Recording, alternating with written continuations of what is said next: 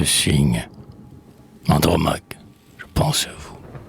Ce petit fleuve, pauvre et triste miroir où jadis resplendit l'immense majesté de vos douleurs de veuve, ce simoïs menteur qui par vos pleurs grandit, a fait grandir soudain ma mémoire fertile, comme je traversais le nouveau carrousel. Le vieux Paris n'est plus. La forme d'une ville change plus vite, hélas, que le cœur d'un mortel. Je ne vois qu'en esprit tout ce camp de baraques, ces tas de chapiteaux ébauchés de fûts, les herbes, les gros blocs verdis par l'eau des flaques, et, brillant au carreau, les bric-à-brac confus. Ah, c'était le jadis une ménagerie.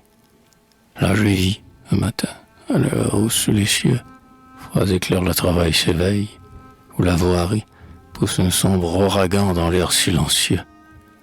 Un cygne qui s'était évadé de sa cage, et, ses pieds palmés frottant le pavé sec, sur le sol raboteux traînait son blanc plumage. Près d'un ruisseau sans eau, la bête, ouvrant le bec, baignait nerveusement ses ailes dans la poudre. Il disait, le cœur plein de son beau lac natal, « Oh, quand donc pleuvras-tu? Quand tonneras-tu, foudre ?» Je vois ce malheureux, mais étrange et fatal.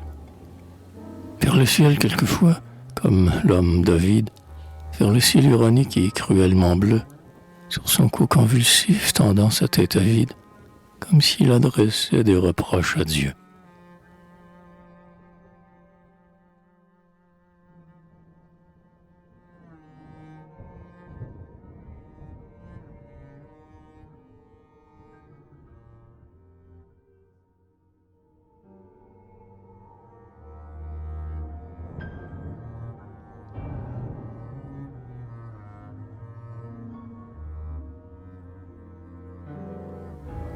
Paris change, mais rien dans ma mélancolie n'a bougé.